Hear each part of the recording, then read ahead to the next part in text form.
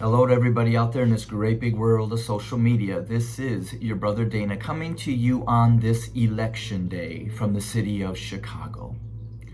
I have a word today specifically for my white evangelical family members. If you have or about to go and cast your lot or your vote, you will seal your fate not based off of a political party or even an individual that you are voting for, but you will make your vote based off the condition of your heart. And you will vote for righteousness, for the life that Jesus Christ lived and that you read about, or where you will cast your lot to keep your white supremacy and white privileged life and God in control. Matthew chapter 27. Now at the feast, the governor was accustomed to releasing to the multitude one prisoner from whom they wished. And at that time, they had a notorious prisoner called Barabbas. Therefore, when they had gathered together, Pilate said to them, "Whom do you want me to release to you, Barabbas or Jesus, who is called the Christ?" For this leader knew that they had handed over Jesus because of their envy. While he was sitting there on the judgment seat, his wife sent to him, saying, "Have nothing to do with this just man, for I have suffered many things today in a dream because of him." But see, the chief priests and the elders and the white evangelicals persuaded the multitudes that they should ask for Barabbas and destroy Jesus, who lived a righteous man. The governor answered and said to them, "Which of the two do you want me to release you?" And again they said, "Barabbas." Pilate said to them, "What then shall I do with righteousness? What then shall I do with the life that Jesus Christ lived, that you were taught about?" And this is what you said. You said, "Crucify him." And Matthew chapter 25 says that when the Son of Man comes in his glory and all the angels are with him, then he will sit on the throne of his glory, and all the nations will be gathered before him, and he will separate them one from another, as a shepherd divides the sheep from the goats. And he will set the sheep on his right hand and the goats on the left. And then the king will say to those on his right hand, "Come, you sheep, you blessed of my Father, inherit the kingdom prepared for you for the foundation of the world. For I was hungry and you gave me food. For I was thirsty and you gave me drink. I was a stranger and you took me in. I was naked and you clothed me. I was sick and you visited me. I was in prison and you came to me." And we know that those sheep are going to say, "But Father, when, or Jesus, when did I see you in any of these conditions and come to your aid?" And he said, "When you did this unto the least of me, you did it unto me." And I know right now, many of you white evangelicals are saying, "But Dana, we are in the prisons. We are feeding the sick. We are actually standing up for life as we come against abortion. We are doing those things." But see, I questioned the Most High Yah. And then he told me to look up what it really means, sheep and goats. And this is what I found. See, in North America, sheep and goats are easily distinguishable due to specialization through breeding. See, what white evangelical Christianity and white man has done, we have gotten our hands into everything and we begin to manipulate and change it, even to the truth of who the true chosen people of God are, which is why I'm bringing this to you today.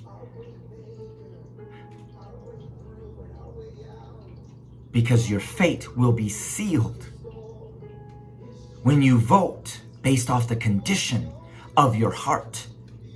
See, so in North America, it's easy for you and I to walk somewhere and see the difference between a sheep and a goat. But throughout history, and still today in parts of Asian Africa where they have not been altered, sheep and goats are almost identical, and no one but the shepherd can easily tell the difference. So the application of this parable would be that outward conformity, being a part of the herd, isn't all that's required of you, white evangelicals. There is something that only our shepherd, the great judge, the Most High Yah, can see in you.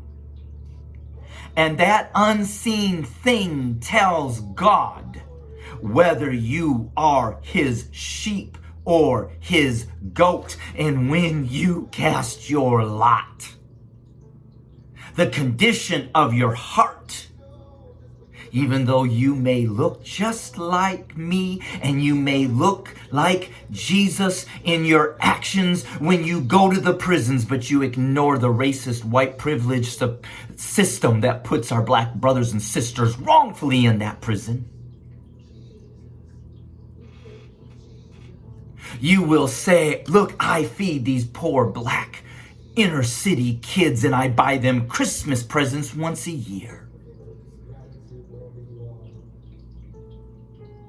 But your heart is filled with racist, evil, judgmental, and white superiority. You think you're better than them. And that the condition you are in is because you're a hard worker and you're blessed by God. And they're lazy. Lawbreakers. While this very land that you live on and what it was built on was evil, wicked lawlessness. And I know you're saying right now that I had nothing to do with a slave. I never killed anybody. But see, the problem is, not only is this evilness in our past when we aborted Native American Indians to take this land, not only is abortion in our past when we stole African Americans and slaughtered them. This abortion that you say you are against because you're pro-life still exists today when you see innocent black men and women gunned down. And their aborted life means nothing to you. But see, you're sealing your fate because when you vote, you are voting to maintain, to secure white supremacy for you and your children and your grandchildren. But guess what?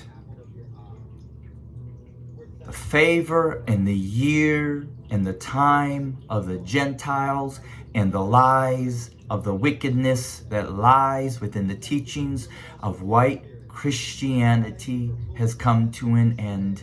And it is this generation, it is now this generation that must pay the debt of your forefathers, because nobody has been willing to take responsibility for the evil, the abortion, and the lawlessness that you to this day despise in others, but allow you to perform. See, sheep are always dependent on their shepherd, and defenseless. Goats, on the other hand, have a reputation for being independent, opinionated, curious at best, but vulgar, dangerous, and destructive.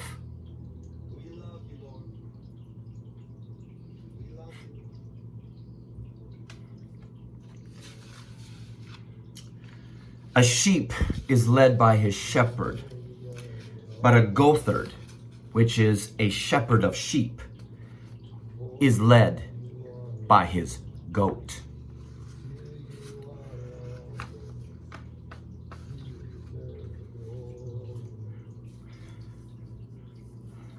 White America, white evangelical America, in this election you have sealed your fate when you voted based on the condition of your heart. And this next season will be a season when the Most High Yah, the true living God, the God of our Hebrew brothers and sisters, will be separating his sheep from you goats. And the trials and the hardships, the plagues, the fall of the economy, and the destruction of the white American, Egyptian, Roman Catholic Empire will be subject to the justice wrath of the true and living Most High Yah. May my God, the Most High Yah, have mercy on all who reject him, his truth, and his people. Shalom.